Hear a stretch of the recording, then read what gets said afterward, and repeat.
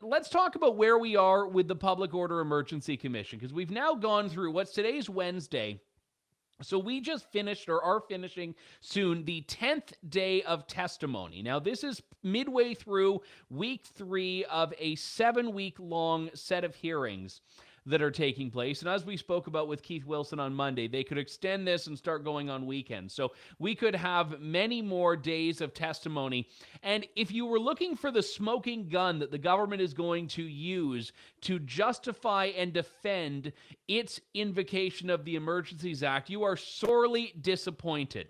Sorely disappointed here. And let me explain exactly why that is. Because right now, we are in the midst of the federal government under investigation. It is Justin Trudeau's government on trial. And I don't mean that in a literal sense. I don't mean it in a criminal sense. But Justin Trudeau's government is on trial. He himself said when parliamentarians were voting on the Emergencies Act that it was a confidence motion, because he said if you don't support the government doing something so drastic, it's proof that that government does not deserve to be in power. It's proof that government does not have the confidence of the legislature.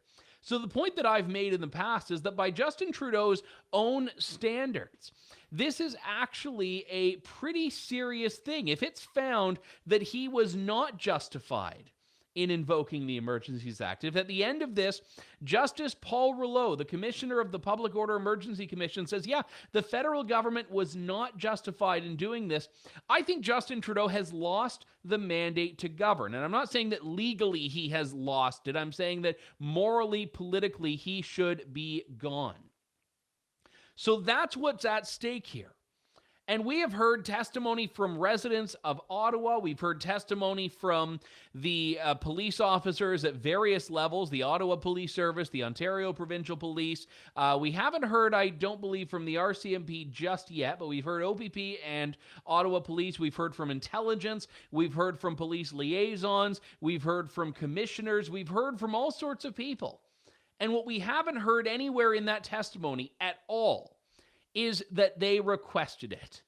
So we can completely shatter that narrative that Marco Mendicino and Justin Trudeau and all of those have put forward, that they were the ones that were just the hapless victims of this. They were the passengers. It was the police that wanted the Emergencies Act. Well, what they haven't been able to proffer up to us is one single police officer who asked for it.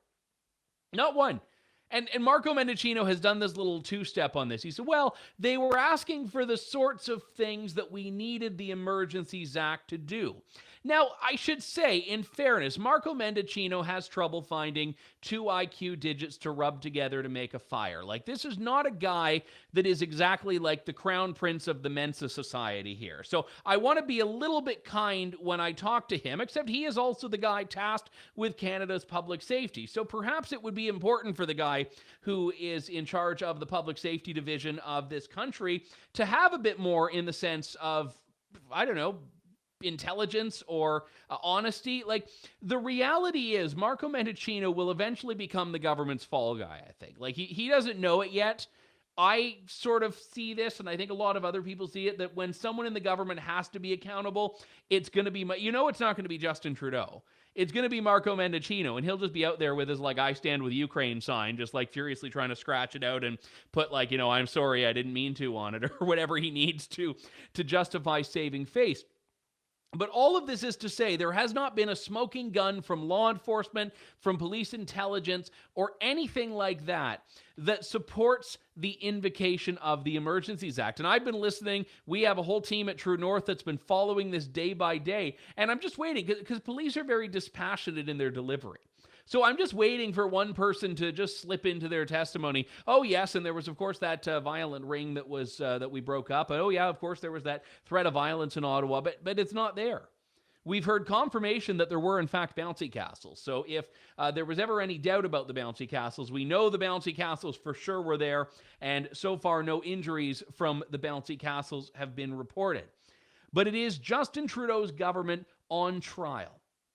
And we cannot let them just turn this into whatever Trudeau does when he's caught breaking the rules, if this goes the wrong way for him, and that it will be a learning opportunity for all of us. No, Canadians already know everything there is to know about this. That's why I think a lot of the media hasn't been covering this. And to be fair, media has been reporting on it, but there hasn't been the wall-to-wall coverage like, oh, I don't know, the January 6th hearing in the United States or the Russia probes in the United States, which I think got far more airtime on Canadian television than the Public Order Emergency Commission hearings have so far.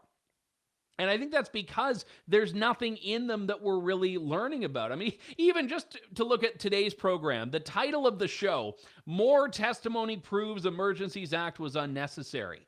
Not going to lie, this is not like a breaking news headline, because this has been the theme that has come out of this hearing every single day so far, where police will sometimes say unequivocally that they didn't need the Emergencies Act to do what it is that they ended up doing, to move in and break up the convoy protest. I'm going to play a clip from OPS, Ottawa Police Service Superintendent Robert Bernier, saying, this is the second clip, that he required no additional legal authorities to clear protesters from Ottawa. You took over as event commander on February 10th. That's what I understand from your evidence today? Yes. And your task was to prepare an operational plan? Yes. And at that time, between February 10th and February 13th, when you were preparing the operational plan, was it your assessment that the OPS had the necessary legal tools and powers to execute that operational plan? Yes. And it was not your assessment that you required any additional legal tools or any additional legal powers?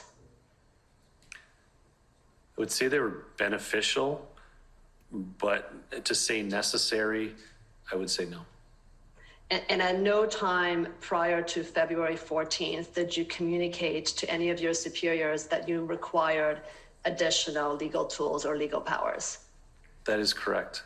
And if you think there was a gotcha there when he talks about it being beneficial, you should know that that is not what the Emergencies Act is there to assess. It's not about whether the government and police made good use of it.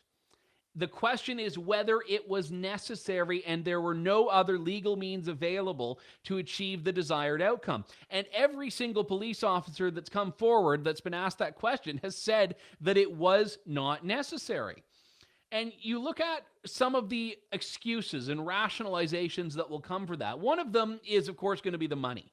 We're going to hear from Deputy Prime Minister Chrystia Freeland later about the bank freezes. And they certainly needed the Emergencies Act to freeze the bank accounts, which was, we know, the hallmark of their response to the convoy, because heaven forbid these truckers get access to donations after vaccine mandates have put many of them out of work. But they'll also say the tow trucks. And the tow trucks are going to be so critical because we know that police had a hard time finding, and the city of Ottawa had a very difficult time finding tow trucks to tow away the big rigs, because a lot of the tow truck drivers were supporters of the convoy themselves. So they're like, yeah, I don't want to do, like, I'm on Team Trucker. I'm not going to do that. And even contractors, existing contractors to the city that were supposed to make themselves available were saying, I'm not doing this. So the government will say, well, we needed to conscript the tow truck drivers. And that was something we needed, and we needed the Emergencies Act for. Now, it's in evidence, and I don't think it's all that contentious or contested, that there were difficulties in getting tow trucks there.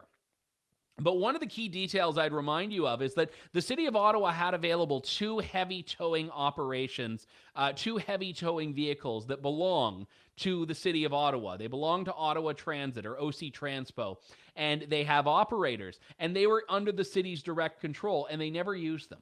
That actually came up last week. They never used the two that they owned, the two that they actually had access to. So maybe the towing shortage wasn't as acute as Ottawa has made it sound. But let's even talk about this, because this came up in the discussion, the cross-examination by Superintendent Robert Bernier, that even then, even with the tow truck issues, they didn't need the Emergencies Act. Take a look.